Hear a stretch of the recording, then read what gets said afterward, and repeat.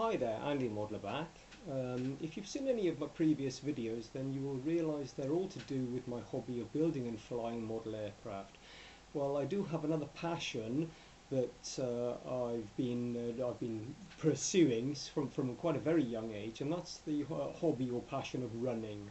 I was born and I lived the first 8 years of my life in Central Africa, what was then Rhodesia, it's Zimbabwe now. And I can remember as a 7-year-old lad, my parents, they would go and visit friends of theirs in the evening, driving out of the town that we lived in on dirt tracks. But on the way back home, I can remember asking my father if he could stop the car and I could run, I don't know, perhaps what it was, only the last kilometre back home in the headlights of the car.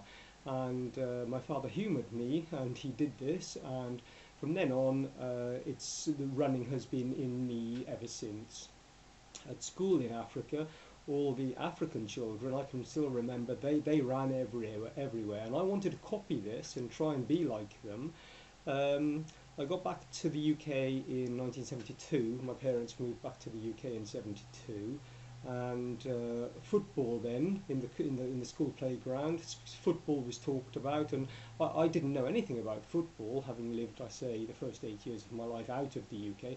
I didn't even know where the cities and towns of Liverpool, Manchester, or any of the UK football teams. I had to learn very quickly, but at school I was very good at running, and I ran cross country for the school. The physical education teacher, one of them, realised that I was quite quick, so they put me as a winger on the rugby team. I played rugby for the school, and so, like I say, it's always been in me. And when I left school, I carried on running and pursuing my running hobby. I have done many half marathons in the UK, and I've done one 20-mile run, the Hay-on-Wye to Kingsland cross-country race. That was a 20-mile race. I can remember doing that, and many other fun runs in the UK, but I never put myself out to doing a full marathon. Well, life brought me to live in Greece in '99, and after the 2004 Greek Olympics, I got fired up when I saw the classic Athens Marathon route from the village of Marathon running then into Athens itself. And so I trained, probably not that well. I didn't read anything, I didn't have the internet, back in 2000 and the latter part of 2004 all the way through 2005. To enter the 2005, it's always held in November, the classic Athens Marathon route. Now, so this video is for really novices, and it's the simple guide to how to get yourself through a marathon. Why am I doing this video now? Well, it's 10 years later to the year. Last week, the 8th of November 2015, I completed for the second time what is now called the authentic Athens Marathon, the route. And here is the route. Okay, starts from the village of Marathon, and then the 42 kilometers plus into the centre of Athens. Okay, so there's the route. Now, I'm just in this video trying to help anybody who may be thinking of doing a marathon. In no way am I any kind of expert. I've only run 3 marathons. The first one, as I said, was back in 2005, and then 2 marathons this year. One earlier in March was the Greek Nafplio village, a city marathon, and then the one that was only, as I say, a week ago to the day today.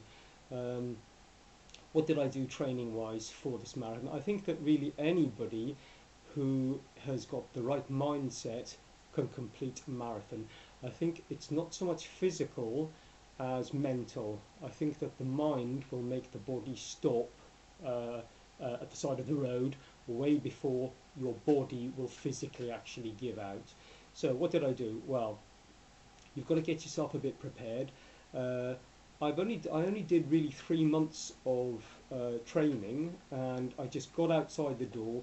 My work enables me to have some time in the morning free, And so I was setting my clock. It might sound a bit ridiculous. I was setting my clock at 4:30 in the morning, getting out the door.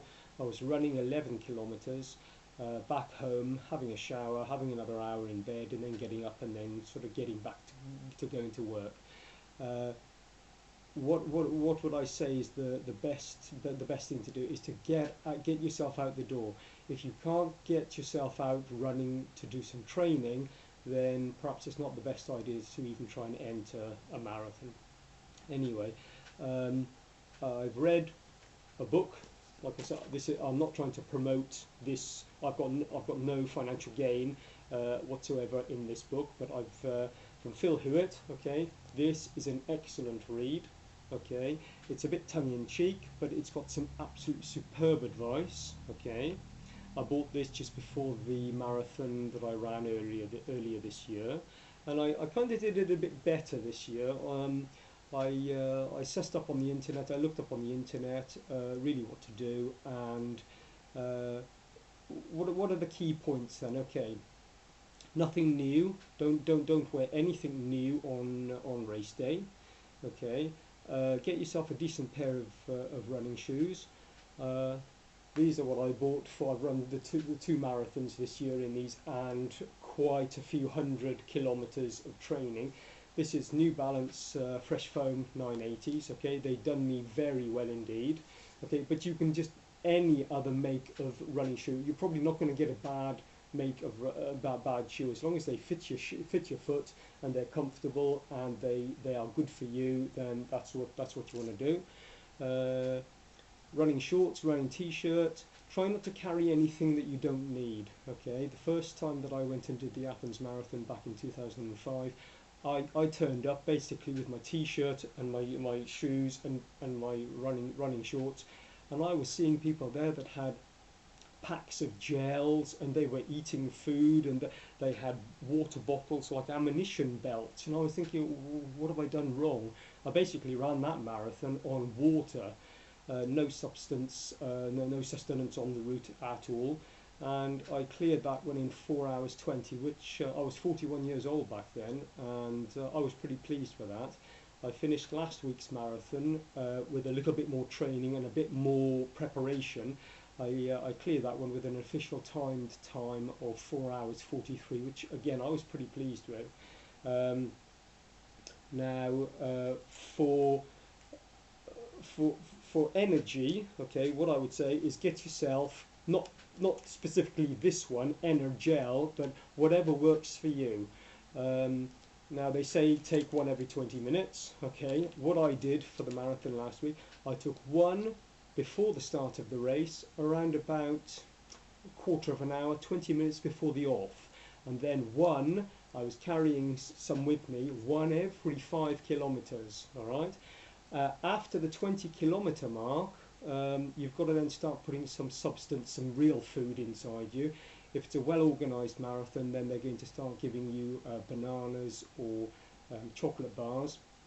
Try and get some of those down you. Try not to have real food and energy gels at the same time. And always, I would advise, always try and take an energy gel with some water. Another good tip is, instead of carrying loads and loads of energy bottles with you, at the water stations, grab a bottle of water, half-litre bottle of water. I know it might sound wasteful. Empty half of it, squeeze it so it's comfortable in your hand, okay, and take that with you. Rather than waiting at every station, water station, try and sip or drink as you go. That worked for me. What else?